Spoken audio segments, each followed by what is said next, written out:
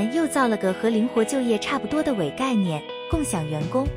据称，共享员工火了的话题引发各界广泛关注，在社交平台上，相关文章阅读量突破2000万次。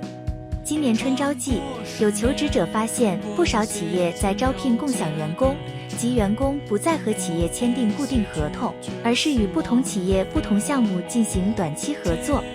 有企业负责人表示，通过招收共享设计师，该公司能省下高昂的人力成本，且用工更加灵活。不仅劳动者对共享员工模式颇为认可，企业更是对这一模式推崇备至。王晨在苏州经营一家小规模科技公司，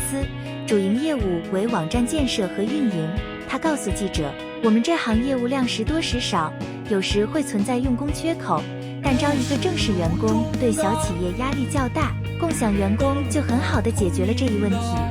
据王晨估算，采用共享员工，公司人力成本可以降低8%左右，除了成本，还能规避不少用工风险。GCJJ 和民族主义者以为又到了宣传他们大赢特赢和遥遥领先的时候了。然而，还是有不少清醒的劳动者一眼看出了这明显是在胡说八道。劳动者对共享员工模式颇为认可。放屁！有网友发出了灵魂拷问：员工收入多了，企业成本少了，没有一方付出，难道这些收入是凭空产生的吗？实际上，共享员工模式节省的大头是社保和所得税，企业无需和劳动者签订固定合同，可以很巧妙地规避社保缴纳问题。部分企业通过现金或转账方式向共享员工支付工资，还能节省个人所得税。另外，共享员工模式还或将加剧劳动力市场内卷。这一模式下，头部熟练劳动力优势巨大，将收获更多高收入项目。而技能相对不熟练的劳动力将被迫降低劳动价格，甚至被清出劳动力市场。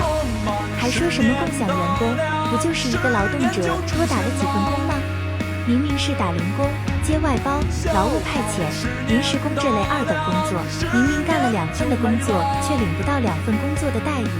甚至到头来劳动合同都签不上。一旦公司受损，需要优化员工向社会输送人才，他们都是第一个出眉头的。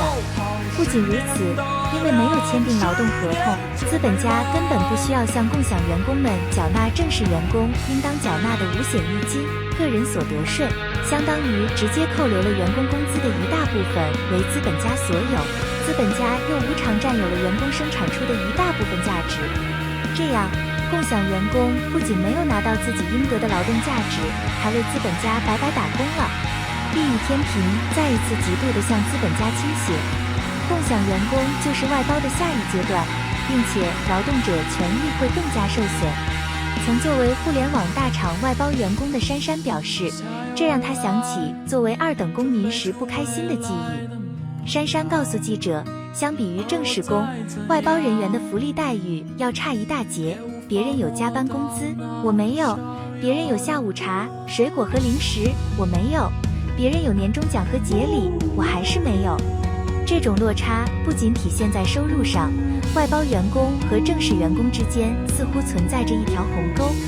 公司里，正式员工工牌颜色是蓝色，我们的是绿色，地位高下一目了然。珊珊说，组里的正式员工聚餐娱乐从来不会邀请外包员工，向他们请教问题也要小心翼翼。最让珊珊不能忍受的是，有些正式员工还会把他的工作推到自己头上，那一刻自己好像印度种姓制度下的达利特。这种完全受到不公平待遇的劳动情况，居然能被越南 GCJJ 拿出来当作正面新闻大肆报道，可见这个 GCJJ 政权是多么善于颠倒黑白，能把死的硬是说成活的，罪恶的硬是能说成善良的。更令人可笑的是，居然还真的有政协委员在越南的两会上提出要落实共享员工制度。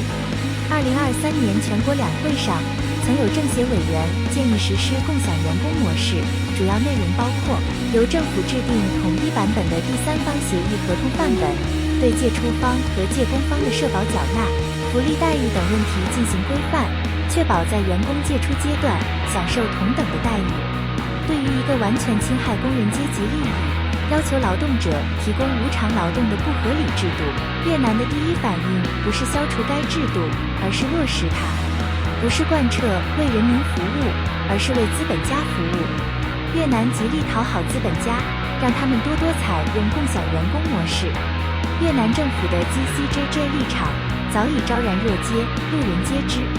真正的马绝对不可能与这个代表 GCJJ 利益的政权有什么共同观点。马的立场是永远站在被共享员工制度折磨盘剥的无产者一边的。